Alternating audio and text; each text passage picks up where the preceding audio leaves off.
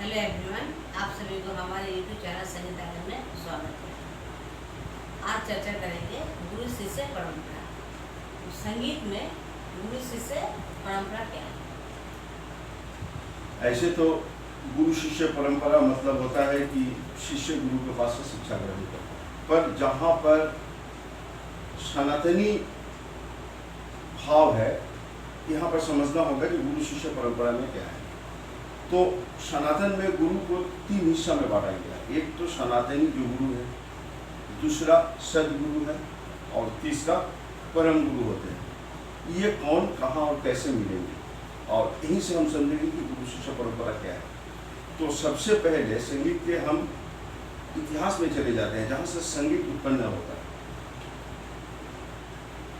ऐतिहासिक दृष्टिकोण से हम संगीत को 3 हिस्सा में बांटेंगे: प्राचीन, मध्य और आधुनिक। अब आधुनिक काल में संगीत में क्या होता है कि 10 ठाट है और अनंत राग है। मध्यकालीन में ये 6 राग और 36 रागिनी था, और प्राचीन काल में कुछ और ही था। यहाँ पे अभी सुर के बारे में हम समझे थे, तो यहाँ पर सुर को जो बोला जाता था कैसे, वैदिक काल में, ऋग्वेद काल में, सामवेद काल में, यानी संगीत के जो रूपरेखा है, ये तो हमें प्राचीन भारत की संगीत की रूपरेखा तो वैदिक काल से ही मिलता है, जो जिसमें सामवेद के आपको गीत प्रधान माना गया है। तो यहाँ पे क्या था कि अनुदात, उदात और स्वरित। अभी जैसे हम लोग सारे गामा पाधा नहीं सकते, उस समय ऐसा नहीं था। अनुदात, उदात और स्वरित, कभी कभी दीर्घ स्वरित को इस्तेमाल किया जाता है। इसके बारे में हम बाद में कभी चर्चा करेंगे, तो गुरु शिष्य परंपरा के बारे में मूल जगह पे आते हैं। अब देखिए ऋग्वेद काल को पकड़ लीजिए। ऋग्वेद में कम से कम 10 मंडल है, 1000 से ऊपर सूक्त है, और 10,000 से ऊपर सूक्त है, और 10,000 करीब 11,000 मंत्र है। अनेक विषय है ऋग्वेद में। यहाँ तक कि चिकित्सा शास्त्र में जैसे वायु चिकित्सा, जल चिकित्सा, मन चिकित्सा, शौर्य चिकित्सा इत्यादि वर्णन आता है। तो ऋग्वेद में इतने सारे विषय है, तीनों वेद के मूल है वो। तो इसकी रचना काल वहाँ पे तारीख, डेट लिखना क्यों भूले? अरे ये ऋषि लोग क्यों भूले? वो भूले नहीं थे। यहीं पे गुरु शिष्य परंपरा की मूल जगह आता है। क्या देखिए, सबसे पहले कि एक चीज बता दे कि सनातन क्या है। सनातन है जो शाश्वत है, जो चिरंतन है। अब इसे ऐसे बोला जाता है, अब जैसे मान लीजिए ये जो शरीर है ये नाशवान है, और इसमें जो आत्मा है ये सनातन है। तो सनातन है जिसका कभी जन्म नहीं होता है, मृत्यु नहीं होता है। न जायते न म्रियते वा, कदाचिन्नायं भूत्वा भविता वा न भो, अजो नित्य शाश्वतो यं पुराण, न हन्नत हन्नमाने से। सनातन की मतलब जो मूल सत्ता है, उसका न जन्म होता है न मृत्यु होता है। ऐसा नहीं कि वो वर्तमान में है, अतीत में नहीं था, भविष्य में नहीं होगा। वो अजो, अजन्मा है, और नित्य है, हमेशा एक जैसा है, स्थिर है, शाश्वत है। इसी को सनातन कहते हैं। तो भारतीय ऋषियों ने हर चीज के मूल में सनातन के तरफ हो जाते हैं। अब इसको ऐसे समझिए कि ये संसार एक शक्ति। अब संसार में जो भी चीज़ देखिए तो हर चीज़ मूवेबल है, हर चीज़ मूव करता है, हर चीज़ प्राणबद्ध है। क्यों होता है? क्योंकि यहाँ पे एनर्जी एग्जिस्ट, यानी संसार के जो रूप देख रहे हैं ये शक्ति का ही घनीभूत रूप है। तो वो जो शक्ति है ये सनातन है, जो स्थिर होता है। इसी विषय को समझने के लिए कहीं से भी आप जाइए तो वहाँ पे जाना है। अब इसको जाने के लिए 3 धाप पे हम जाते हैं। श्री कृष्ण एक जगह पे कहते हैं कि तुम उस तत्वदर्शी के पास जाओ, और वो तत्वदर्शी तुम्हें अगर सटीक ज्ञान देते हैं तो सबसे पहले तुम उस सनातन को अपने आप में, फिर जगत के हर वस्तु में देख पाओगे। अगर ऐसा होता है तो तुम्हारा ज्ञान संपूर्ण और सही है। अगर ऐसा नहीं होकर के सनातन को, यानी वो शाश्वत सत्य जिसे हम आत्मा कहते हैं, परमात्मा कहते हैं, ब्रह्म कहते हैं, पराशक्ति कहते हैं, इसे अगर किसी स्थान पे, किसी काल पे, किसी अवस्था में, किसी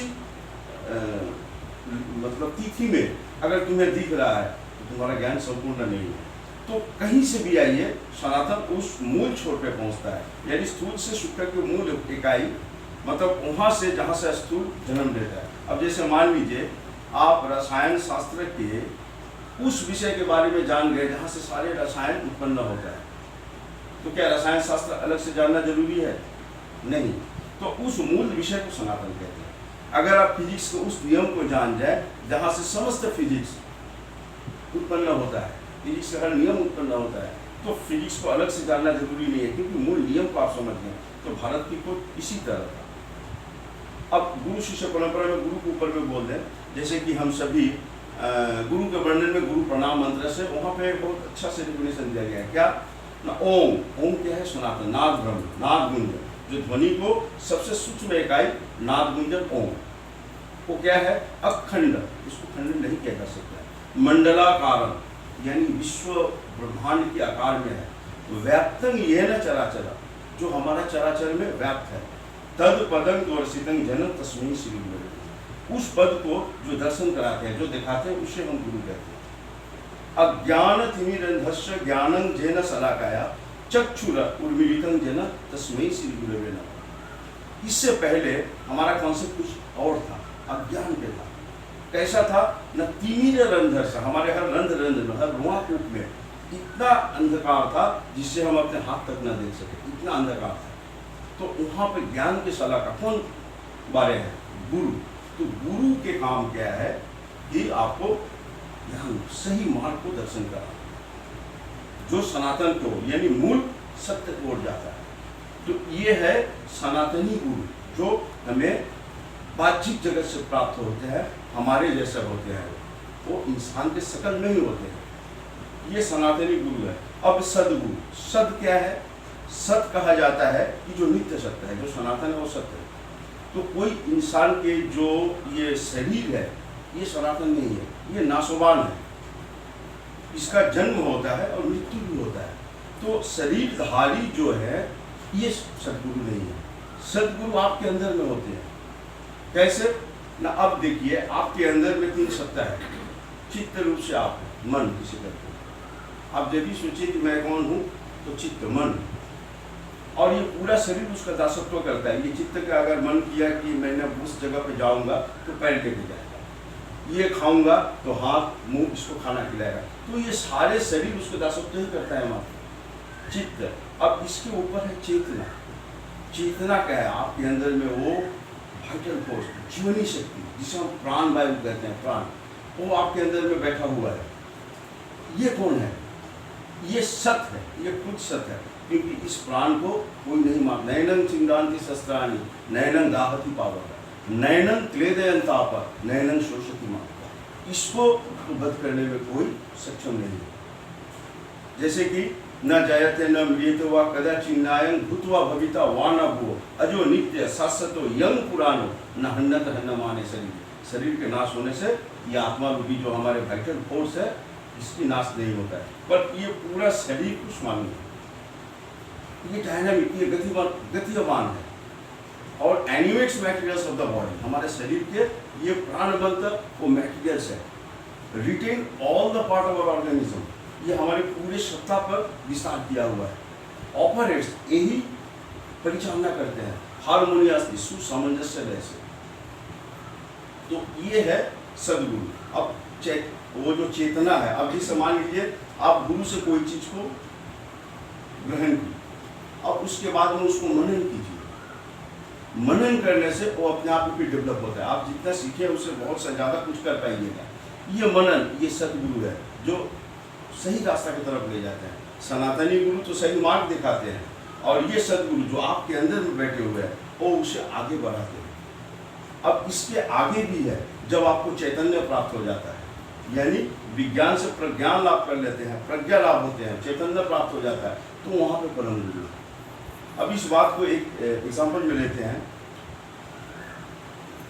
श्रीमद् भागवत गीता में ब्रह्म विद्या योग शास्त्र उपनिषद 3 विषय है जो भगवान श्री कृष्ण कह रहे हैं, जो हर अध्याय के नीचे में लिखा ही हुआ है कि गीता उपनिषद सुब्रह्म विद्या योग शास्त्र श्री कृष्ण अर्जुन संवाद। तो श्री कृष्ण अर्जुन के संवाद के 3 विषय है।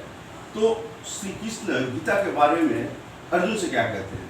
कहते हैं कि गीता में हृदयं पार्थ, गीता में परमं गुरु, गीता ज्ञानम उपाश्रित त्रिलोक्यान पाया। तो अब देखिए उन्होंने परम गुरु किसको कह रहे हैं? गीता को। यानी सदगुरु और परम गुरु जो है ये बाहर नहीं होते हैं, ये आपको अंदर में है। बाहर जो है ये सनातनी गुरु है जो हमको सनातन की ओर ले जाते हैं। यही है हमारा सनातन की सोच।